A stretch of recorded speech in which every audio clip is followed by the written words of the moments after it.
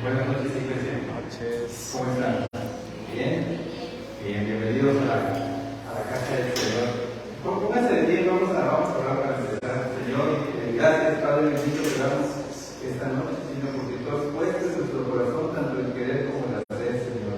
Y eso solamente porque viene de ti, Señor, porque te ha placido a ti que hoy estemos esta noche aquí reunidos, Señor, para honrarte, para alabarte, para bendecir tu nombre, Señor, para reconocer que tú eres el Rey de Reyes, Señor, y con disposición absoluta, Señor, para escuchar tu palabra, Señor. Gracias, Señor, te damos esta noche en el maravilloso y precioso nombre de tu Hijo Cristo Jesús. Amén. Amén. Toma asiento, toma asiento. Bien, pues vamos a compartir esta palabra que pues Dios de verdad que pone en mi corazón. Es un momento importante, ¿no?, para muchos de nosotros en los proyectos que estamos por emprender o hemos emprendido. Es momento a veces de reflexionar, porque algunos proyectos de estos ya se han quedado en el camino. Ya estamos en el mes de abril, ya pasó un trimestre, y entonces hay algunos proyectos que nosotros hicimos que tal vez se quedaron, otros proyectos que queremos emprender, y cosas tan interesantes y tan impresionantes como la iglesia. Entonces vamos a ver cómo nosotros en obediencia y en perseverancia vamos a alcanzar todo aquello que está dentro de la voluntad de Dios para nosotros. Y también vamos a ver por qué, quizás en algunas ocasiones, algunos de esos grandes proyectos que nosotros emprendemos o idealizamos no se cumplen. Vamos a ocupar entonces a un personaje conocidísimo por todos nosotros, que es David. Es uno de los personajes seguramente que más se mencionan en la Biblia, claro, por supuesto, después de la Trinidad, ¿no?, de Dios Padre, Dios Hijo y Dios Espíritu Santo, pero David es un personaje que utilizamos mucho para muchos mensajes. La vida de David es bien interesante, ahorita vamos a tocar un poco de ella. Vamos a tocar la parte, digamos, gloriosa de David, porque David tiene algunos claroscuros, ¿no? David nos enseña muchas cosas, desde lo que es muy positivo o muy importante que hagamos, hasta aquello que no necesariamente tenemos que seguir, ¿verdad? Pero bueno, recordemos que David es uno de las personas dentro de la Biblia que más recibió el favor de Dios. Bueno, voy a aprovechar para saludar. Estamos también en redes, entonces también. Buenas noches a todos y gracias por conectarse. Vamos a empezar con este versículo, Gaby, si me ayudas, Salmo 139, 13 al 16. Aquí lo tienen. Dice: tú creaste mis entrañas, me firmaste en el vientre de mi madre, te alabo porque soy una oración admirable, tus obras son maravillosas y esto lo sé muy bien. Lo que aquí encontramos en este versículo es que muchas veces hemos escuchado que desde el vientre de nuestra madre Dios nos creó, y esto viene de la palabra de Dios. Por eso es que lo creemos con tanta firmeza. Y si nosotros creemos en esto que está aquí ahorita escrito y que acabamos de leer, entonces desde luego que creemos en la predestinación. Y aquí dice que nosotros hemos sido hechos gloriosos. Hemos sido hechos gloriosos y los objetivos o las ideas que Dios tiene para nosotros fueron únicas. Únicas. Nosotros somos únicos, pero lo que Dios planeó para cada uno de nosotros también es único. Entonces, ¿por qué en ocasiones no logramos llegar, como dice nuestro pastor Manuel Márquez, que nos recuerda con tanto énfasis, ¿no? ¿Por qué no logramos alcanzar el máximo de nuestro llamado? ¿Por qué nos quedamos en el camino? Y lo vamos a ver ahorita. Dice en Deuteronomio 30:19, dice: a los cielos y a la tierra llamo por testigos hoy contra vosotros, contra ustedes, que los he puesto delante de la vida y la muerte, la bendición y la maldición. Escoge pues la vida para que viváis tú y tu descendencia. Iglesia, Dios nos dotó de libre albedrío. Nosotros somos capaces de decidir. Somos capaces de decidir entre lo bueno y lo malo. Eso es lo que dice este versículo. Entonces, ¿por qué a veces nos quedamos en el camino? porque no elegimos lo bueno, elegimos lo malo. Y elegir lo malo no tiene que ver con grandes pecados, no tiene que ver con matar a alguien, no tiene que ver con robarme un banco. Hay cosas que yo voy decidiendo en el camino por el libre albedrío del cual Dios me dotó, que es una de las máximas expresiones de amor para su iglesia, el libre albedrío, y que entonces me hacen desviarme del camino. Vamos a poner un ejemplo muy sencillo. Ahorita todos venimos de días de asueto, gracias a Dios, ¿no? Gloria a Dios por ello. Y tal vez nos fuimos seguramente a un lugar donde, pues, vamos y no falla un lugar que reciba turismo, en donde no tengamos un puestecito que venda las pulseritas. ¿Cuáles son las pulseritas rojas que tienen un ojito, que tienen una manita? Entonces uno llega y dice, Dios es mi fortaleza, es mi roca fuerte, ¿no? Y llegamos, vamos de vacaciones y empezamos a ver los chunches y agarramos, mira la pulserita roja. Ay, entonces nos dice el que las vende, oiga, usted le va a dar buena suerte, lo va a proteger, usted va a regresar a la cartera, mire, póngase la llévesela y va a llegar sano y salvo, lo protege. ¿Y qué hacemos nosotros? Pues nos compramos una pulserita. Y fíjense, en la palabra de Dios, en Marcos 12:30, si no lo tienes ahí, dice, amarás al Señor tu Dios con todo tu corazón, con todo tu ser, con toda tu mente y con todas tus fuerzas. Lo que ahí nos está diciendo Dios por primer mandamiento es, no tienes otro Dios. Pero cuando nosotros hacemos ese tipo de trueques, de compraventas, estamos rompiendo desde la palabra de Dios. Estamos pecando, estamos decidiendo por las manos. Cuando dije la pulserita, la hermana Miguel escondió muy bien.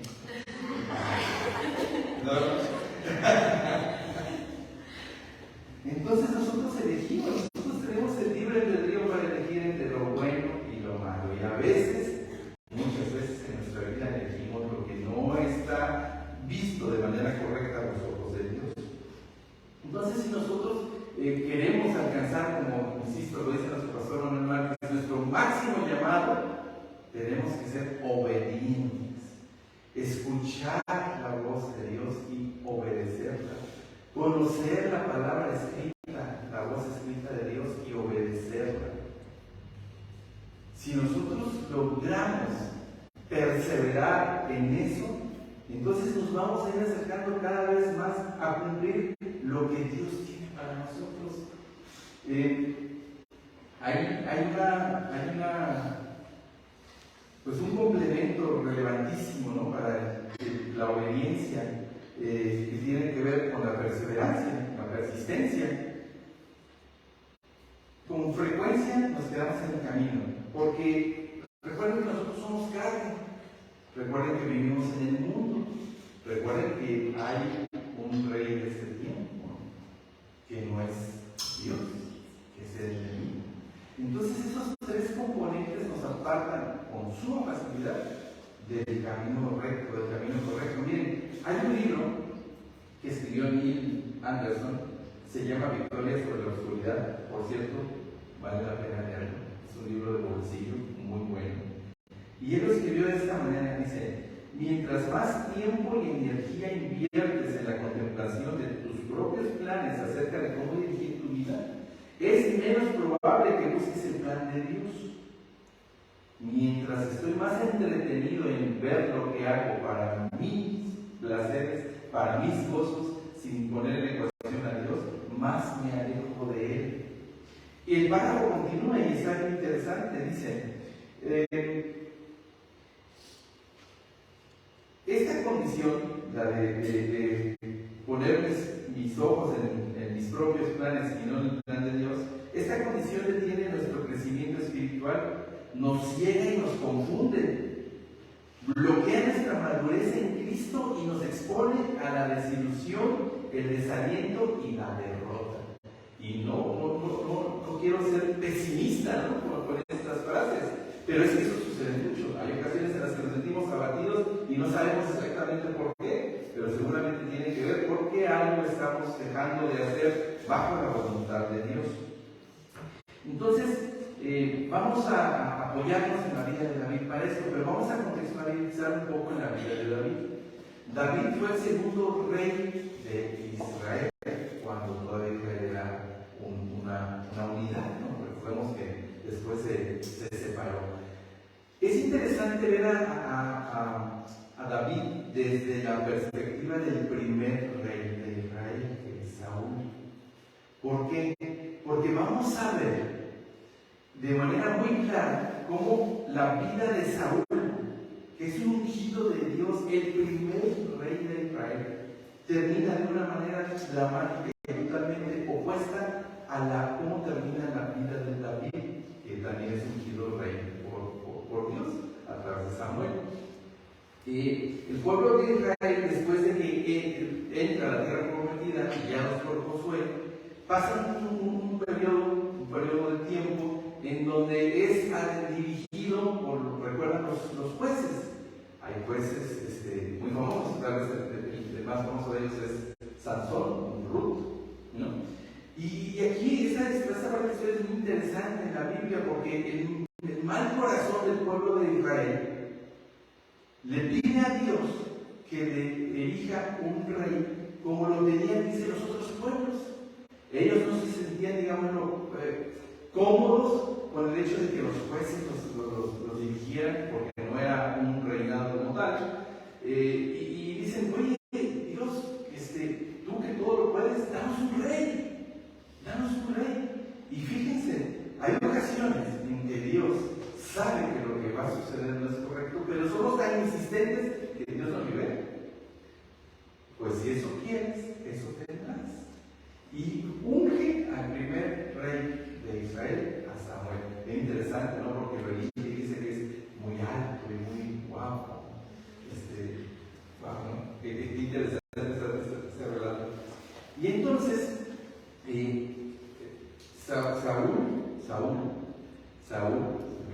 creo que me equivoqué, Saúl es el primer rey de Israel. Saúl comete una falta muy grave, desobedece y además trata de engañar al Señor. Una de las instrucciones que Dios le da a Saúl es que tome el pueblo de Amalek, que lo destruya y que destruya todo lo que hay ahí. Lo hace, pero lo hace Saúl parcialmente. Dice que no mata al rey de Amalek, que era instrucción de Dios. Hay un antecedente en la Biblia de por qué Dios tiene esa posición tan drástica, ¿no? contra Amalek, de su pueblo, el tránsito de su pueblo por el desierto durante esos 40 años. Entonces, cuando Samuel, por instrucción de Dios, se acerca a Saúl para decirle, ¿por qué desobedeciste? Él no trata de engañarse, no, todo lo cumplí. Pero relata la Biblia que al rey no lo mató y que a las vacas, dice, a las ovejas más gordas, tampoco las mató porque creyó que era bueno. Entonces eso despierta el enojo de Dios y dice, te quito mi gracia, le dice Saúl. Y instruye a Samuel para que busque al segundo rey de Israel. Y lo hace mandándolo a Belén. Dice, ve a Belén, dice Dios a Samuel, ve a Belén, ve a la casa de Isaí, y de entre sus hijos voy a elegir al siguiente rey. Cuando llega Samuel a la casa de Isaí, Isaí le presenta 7 de sus hijos. Y entonces dice, Dios, ninguno de estos es, le dice Samuel, ninguno de estos 7 es. Entonces Samuel le dice a Isaí, oye Isaí, ¿tienes otro hijo? Ah, sí, el menor de todos, el pastor, anda cuidando las ovejas. Y entonces Dios le dice a Samuel, ese es. Entonces Samuel dice, pues no empezamos la reunión hasta que no llegue David, el pastorcillo. Lo van a traer, llega, y entonces Dios le dice a Samuel, es el úngelo. Y Samuel hace la función a través del derramamiento de aceite, recuerdan nuestra cabeza. Y a partir de allí, nosotros podríamos empezar a esperar de David. ¿Qué creen que podríamos esperar? Un pastorcillo joven, que es ungido, tal vez en ese momento él no sabía para qué. La Biblia no lo relata así, ¿no? Pero obviamente hay algo muy importante, porque el sacerdote de Dios estaba allí en su casa y lo esperó a él a que llegara del campo de las ovejas para ungirlo. ¿No? Eso es bien interesante, eso es bien interesante, porque a partir de ahí tienen esos rasgos de obediencia muy importantes de la Biblia. Relata la Biblia que después de eso continúan una etapa de guerra del pueblo de Israel contra los filisteos. Y ahí viene esa historia que también todo el mundo conocemos, ¿no? Que es David venciendo al gigante filisteo con una piedra, dice, con una onda y una piedra, a un gigante que tenía azorada al pueblo de Israel, ¿no? Incluso a los propios, dice que los filisteos lo respetaban, ¿no? Y lo reconocían. Pero esa historia es bien interesante porque antes de eso, antes de ese David, digamos, heroico y glorioso, continúa siendo pastor.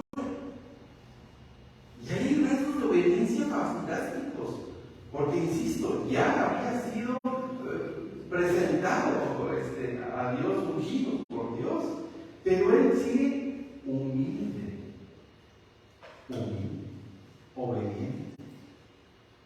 Él sigue en el campo con las ovejas, y en esta parte de la guerra su papá le dice: oye, tus hermanos, 3 de tus hermanos están en la guerra, pero tú agarra viandas y llévaselas.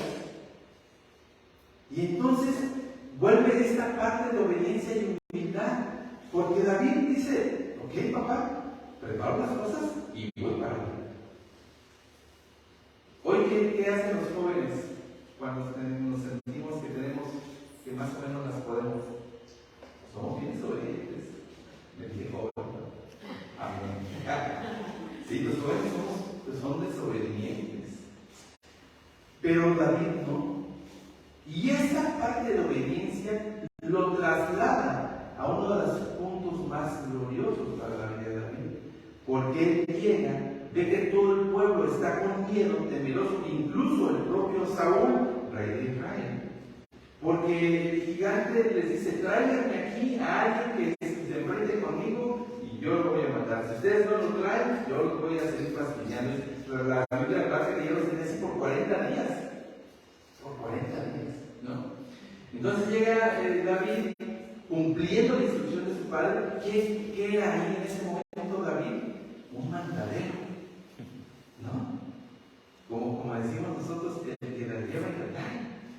Agarró la vianda y se la tuvo que llevar a sus hermanos. Sus hermanos eran los fuertes, los que estaban en la guerra. Él era el que llevaba las viandas. Pero llega, se para ahí y dice: ¿qué pasa aquí? ¿Por qué están con tanto miedo? Y entonces le dicen: pues porque el filisteo los tiene, pero bien abatidos. Y le dice a Saúl: yo voy a pelear.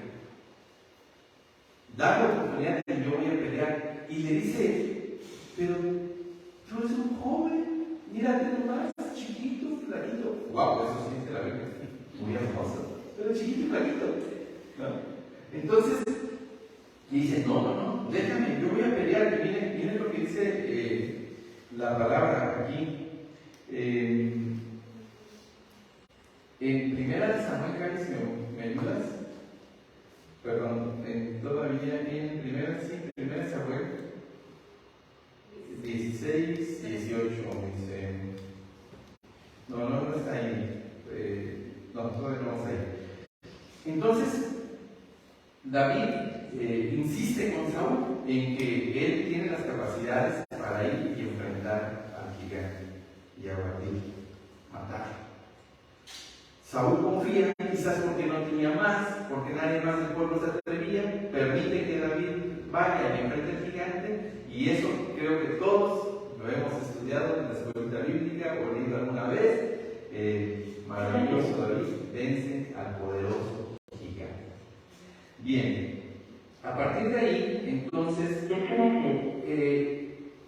David toma una posición distinta ante los ojos de Saúl, que era el rey, y dice: oye, ¿quién es este? Y le dice uno de sus súbditos: es David, hijo de Isaí. Oye, tráemelo, quiero que esté conmigo. Pero sucede, dice la Biblia, en ese tiempo, que un espíritu entra en Saúl. Y entonces Saúl dice, necesito a alguien que además me toque el arpa, dice. Que me toque el arpa porque eso es lo que me va a tranquilizar cuando ese espíritu de intranquilidad entre en mí. Y entonces dicen, oye, pero ¿qué crees? Que el mismo David es músico. Además, es muy bien portado, ¿no? Da unas características muy bonitas ahí de David. Entonces dice, oye, pues tráeme. Y entonces ahí hay un acercamiento ya de David con Saúl. Deja su posición de pastor para pasar a formar parte de la gente que estaba más cercana al rey. Ahí dice que cada vez que Saúl necesitaba o sentía que ese espíritu estaba en él, impaciencia, entonces David le tocaba el arpa y él fascinaba. Ahora sí vamos a 1 Samuel 16-18. Gaby, por favor. Allí dice, entonces, sí, uno de los criados respondió diciendo, he aquí yo he visto un hijo de Isaí de Belén que sabe tocar y es valiente y vigoroso y hombre de guerra, prudente en sus palabras y hermoso, y Jehová está con él. Eso es lo que le dicen a Saúl. Entonces en 1 Samuel 17:20, Gaby, por favor, dice, se levantó pues David de mañana y dejando las ovejas al cuidado de unos guardas, se fue con su carga, como Isaí le había mandado, y llegó al campamento cuando el ejército salía en orden de batalla y daba grito de combate. Esto que platicamos ya. Si nos vamos a 1 Samuel 17, 32, 34 al 37, por favor. Ahí, lo que aquí dice, y dijo David a Saúl, no desmaye el corazón de ninguno, causa de él, tu siervo Elai peleará contra este filisteo. Dijo Saúl a David, no podrás ir contra aquel filisteo para pelear con él, porque tú eres muchacho y él hombre de guerra desde su juventud. David respondió a Saúl, tu siervo era pastor de las ovejas de su padre, y cuando venía un león o un oso y tomaba un cordero de la manada, añadió David, Jehová me ha librado de las garras del león y de las garras del oso. Él también me librará de la mano de ese filisteo. Y dijo Saúl a David, ve y Jehová esté contigo. ¿Qué es importante aquí? Todos tenemos a Jehová con nosotros. Digamos que es como esa serie de apuestas en donde todos arrancamos con 10 o con 100 y según nos vayan el juego nos van restando. Todos tenemos a Dios con nosotros, pero nosotros tenemos que ser persistentes en obedecer y buscar a Dios, porque también nuestra carne, nuestra naturaleza es caída y el pecado también vive en nosotros. Y además nos dota de libre albedrío.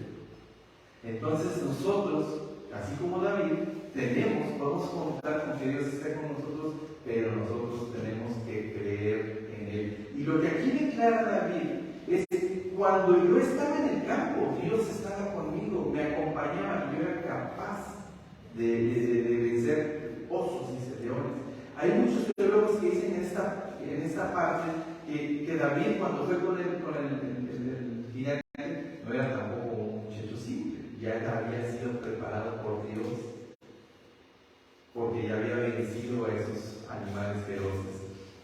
Dice en Samuel 17:45, fíjense cómo David declara su confianza en Dios. Entonces dijo David al filisteo, tú vienes a mí con espada y lanza y jabalina, mas yo vengo a ti cuando estaba delante del gigante, en el nombre de Jehová de los ejércitos, el Dios de los escuadrones de Israel, a quien tú has provocado. Es decir, no estás peleando contra los israelitas, estás peleando contra el Dios Todopoderoso, que es el que me manda además, y que es el que me sostiene, dice ahí. Y en Samuel 17:47 dice, fíjense, después de la victoria, cómo otorga toda la gloria a David, a Dios, dice, y sabrá toda esta congregación que Jehová no salva con espada y con lanza, porque de Jehová es la batalla, y Él os entregará en nuestras manos. Jehová dice, David no tiene que andar con la espada, pero tiene el poder suficiente para entregarnos a los gigantes en nuestras manos. Eso es expresión de David. Eso es expresión de David.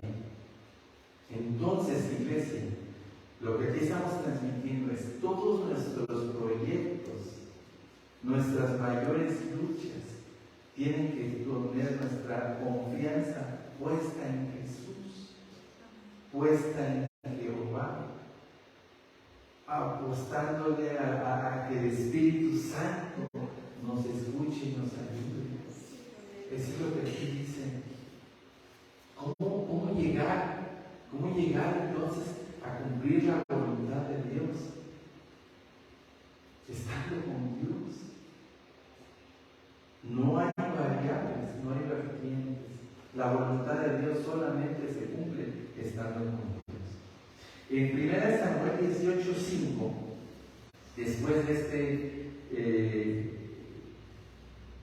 triunfo de David, de Dios a través de David, dice: salía David a donde quiera que Saúl le enviaba, ya formando parte David de este grupo selecto de la gente que estaba junto con Saúl, y le dice: y se portaba prudente, y lo puso Saúl sobre gente de guerra, y era excepto a los ojos de todo el pueblo y a los ojos de los siervos de Saúl. Ganó los favores, vamos a decirlo así, ¿no?, de todo el pueblo, porque Saúl confiaba en él y lo hizo hombre de guerra. Es bien interesante, miren, insisto, estamos hablando de un joven. Los teólogos tal vez lo ubican entre los 14 y 17 años, pero dice, era prudente, con todo ese éxito, con toda la gente aplaudiendo: bien, David, vas a la guerra y regresas con triunfos. ¡Wow, David! ¡Qué poderoso eres! Dios está contigo. Y dice, pero David era prudente. David era prudente. Entonces, ahí David nos muestra nuevamente rasgos poderosísimos de obediencia y de humildad. En 1 Samuel 18, versículo 6 y luego del 8 al 9, empieza, digamos, un tema, una historia diferente, una historia interesante. Porque este muchacho, que también visto era por el pueblo, ¿qué creen que pasó con Saúl? ¿Recuerdan qué pasó con Saúl? Dice: cena David, y lo empieza a despreciar. Y esto sucede ahí en 1 Samuel 18, 6 y 8 al 9. Dice: aconteció que cuando volvían ellos, la gente de la guerra, cuando volvió David de matar al filisteo, salieron las mujeres de todas las ciudades de Israel, cantando y danzando para recibir al rey Saúl, con panderos, con cánticos de alegría, con instrumentos de música. Y dice: y se enojó Saúl en gran manera y les agradó este dicho, porque las mujeres cantaban lo siguiente: a David dieron 10,000, dice, y dijo: a David dieron 10,000 y a mí miles, a Saúl miles, a Saúl miles y a David 10,000. Mató a 10,000 David, a miles Saúl. Dice: y desde aquel día Saúl no miró con buenos ojos a David. El rey celoso, ese que ya no tenía la gracia de Dios, porque ya había engañado o pretendido engañar a Dios, porque ya había sido desobediente Saúl. Y entonces David dice: oye, pues me está ganando la fama, ¿no? Y dice: ya no es agradable para él. En 1 Samuel 18:10 al 11, 1 Samuel 18:10 al 11 dice: aconteció el otro día que un espíritu malo de parte de Dios tomó a Saúl, y él desvariaba en medio de la casa. David tocaba con su mano como los otros días, y tenía Saúl una lanza en la mano. Recuerdan que también era su músico, no tocaba la arpa. Y arrojó Saúl la lanza diciendo: enclavaré a David a la pared. Pero David la evadió 2 veces. Saúl intentó matar a David en los momentos en que le servía. Desde allí, desde 1 Samuel 18:10 hasta 2 Samuel 2:1, yo veía 13 capítulos de la Biblia. Aparentemente casi año y medio, según los teólogos, David se la pasa huyendo.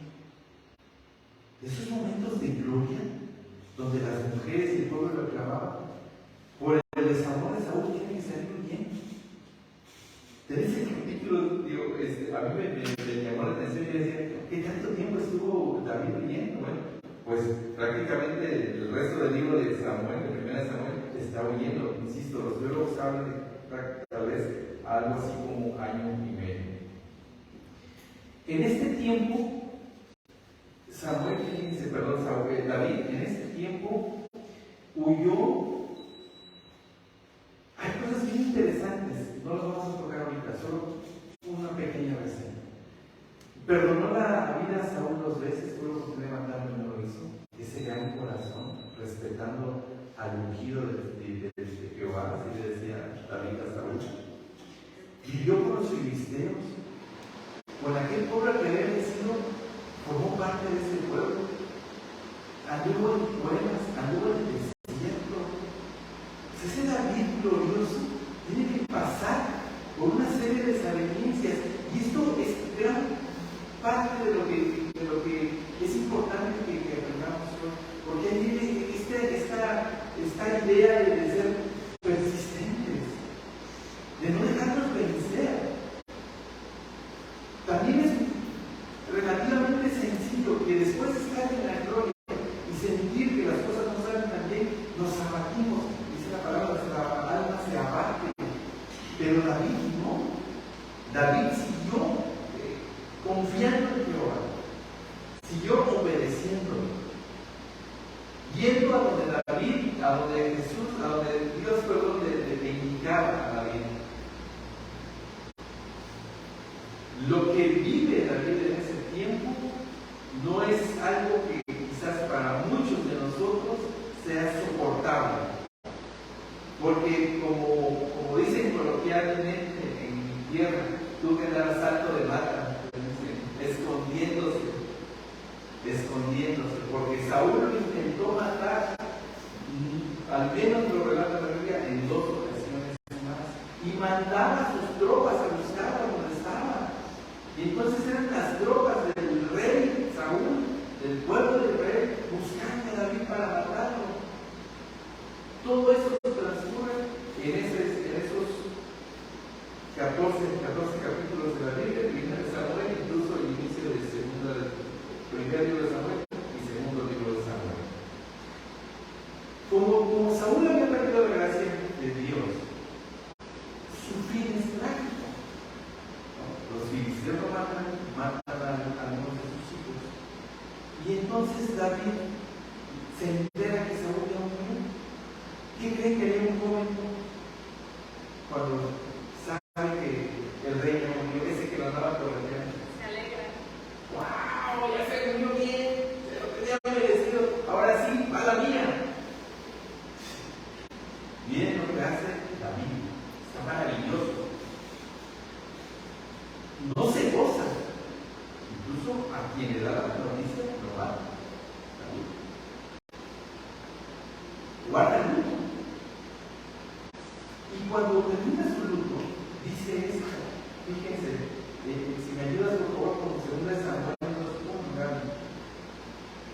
después de esto, después de la muerte de Saúl y el tiempo que él pasa honrando su muerte, dice, después de esto aconteció que David consultó a Jehová diciendo, lo primero que hace David es consultar a Jehová. Esto de verdad cuando yo lo leía es maravilloso, o sea, como ese joven, ¿no?, que había sido, pues, que había intentado matarlo, que ese que lo intentó matar ya no está, que había ungido y lo sabía, y se consultó a Jehová. Eso es maravilloso, porque cuando nosotros tomamos grandes decisiones, o a veces decisiones que pueden no ser tan grandes, híjole, la situación muchas veces nos falta Dios. A mí, yo les confieso, batallo mucho con esto. Cuando ya la decisión no está mal, ay Dios, ¿y tú qué opinas? Pero David no, David lo hizo primero. Dice, consultó Jehová diciendo, subiré a alguna de las ciudades de Judá. Y Jehová le respondió, sube. David volvió a decir: ¿a dónde subiré? Oye, ya me dijo que suba. Pues yo digo lo que quiera, ya tengo la presencia del Señor. Pues a donde quiera voy. No, ¿a dónde quieres que vaya? Eso es maravilloso. Lo que hace David es maravilloso. Y a partir de ahí, estos rasgos tan fuertes de obediencia, dice en 2 Samuel 2:4. Segundo libro de Samuel 2:4. Y vinieron los varones de Judá y ungieron allí a David por rey sobre la casa de Judá, y dieron aviso a David diciendo: los de Jabes de Galaad son los que se ejecutaron hasta hoy. En 2 Samuel 5:3-5, aquí ya está este paso en donde David se hace rey, donde a David rey, pero lo hace de una parte.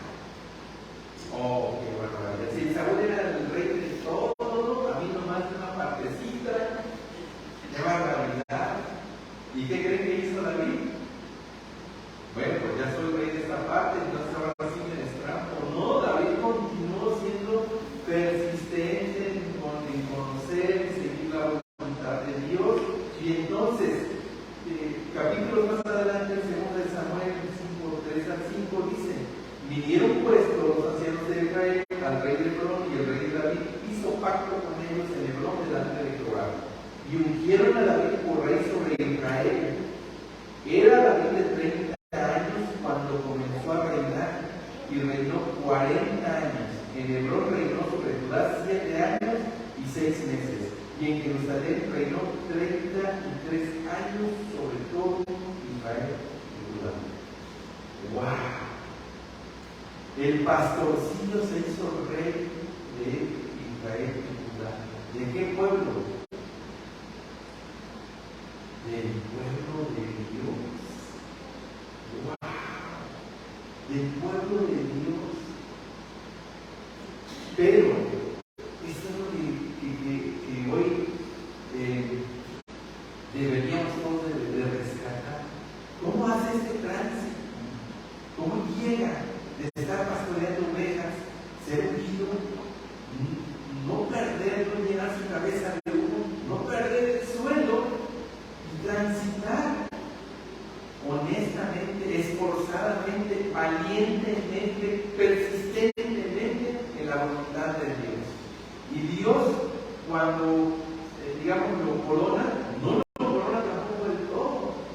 El Padre también, no, Dios nos va dando y nos mete en gloria, nos saca de ella y nos hace como que nos tropezamos y nosotros decimos: pues es que entonces ya está con nosotros. Dios ahí está probando nuestro corazón.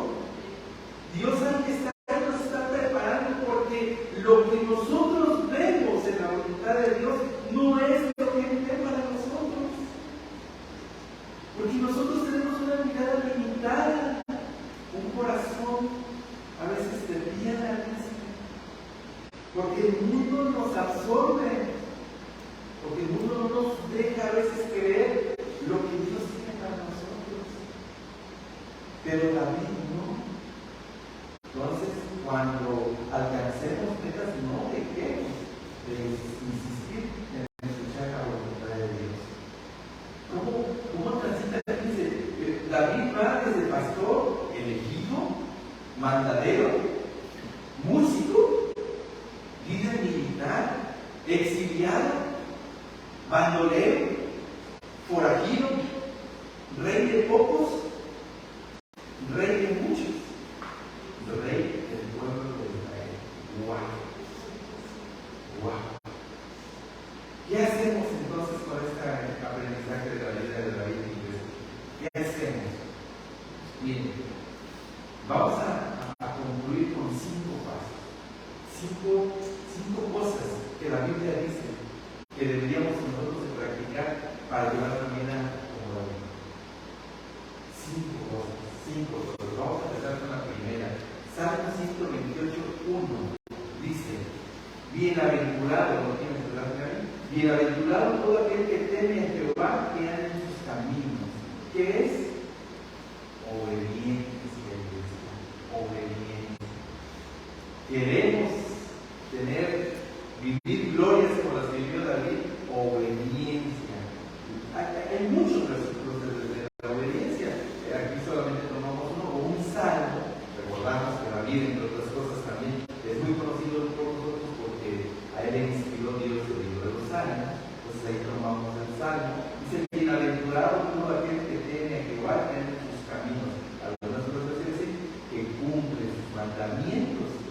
Y en esos caminos es cumplir sus mandamientos, conocer la palabra, obedecerla, escuchar su voz, obedecerla. El segundo punto que nosotros tenemos que hacer una tarea, el segundo objetivo que nos tenemos que plantear para llevar una vida como la de David, dice en el Salmo 138:6: porque Jehová es excelso y atiende al humilde, mas al altivo mira de lejos. Humildad. Sin humildad es muy difícil que seamos obedientes. La soberbia, el orgullo es parte de nuestra carne, literal nos mata, nos lleva al pecado, nos lleva a la muerte. Entonces, nosotros tenemos que buscar ser humildes. Salmo 138:6 es claro. A Jehová le gusta la humildad, lo atiende, dice, mas al altivo lo mira de lejos. Wow. El tercero, perseverancia, le vamos a llamar. La tercera es perseverar.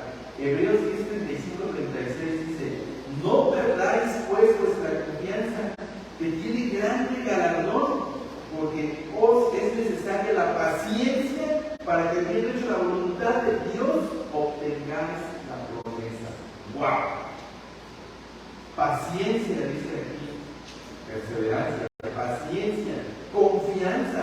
Y lo que dice aquí, es necesaria la paciencia, porque ahora, habiendo hecho la voluntad de Dios, vas a obtener después su promesa. Entonces tenemos que ser pacientes, tenemos que saber esperar. La palabra dice que los tiempos de Dios son perfectos, así dice, ¿verdad? Salmo 48, el cuarto ingrediente de esta receta, dice, Salmo 48, el hacer tu voluntad, Dios mío, me ha agradado, y tu ley está en medio de mi corazón. Sumisión. Debemos de ser sumisos. Sumisión no es igual que humildad. Hacer tu voluntad parte de la obediencia, porque me ha agradado, dice, tu ley está en medio de mi corazón. Tu ley está en medio de mi corazón. Soy acepto a lo que a tus estatutos, soy acepto a tus mandamientos, estoy dispuesto a ellos, sigue viviendo tu ley, sigue haciendo tu juicio, yo aquí estoy. Sumisión. Y el quinto ingrediente de esta receta que nos puede llevar a tener una vida como la de David, dice, Salmo 145:1-2: te exaltaré, mi Dios, mi Rey, y bendeciré tu nombre eternamente y para siempre. Cada día te bendeciré y alabaré tu nombre eternamente y para siempre. ¿Qué es? Adorar, reconocerlo como el Rey de Reyes y Señor de Señores. Adorarle. Ese es el quinto ingrediente. En ninguno de estos 5 ingredientes está la presencia de Dios. En ninguno está nuestra voluntad primero, en ninguno. Pero todo esto lo hizo David. Nosotros también conocemos a David como el adorador de adoradores. Hasta su esposa lo criticaba de tanto que le gustaba bailar, ¿no? Hasta su esposa le decía: ¿qué te pasa? ¿Qué tienes? Y él decía: pues es que estoy adorando a Dios. Wow. Miren, ¿ustedes creen que ser rey era el máximo llamado a David?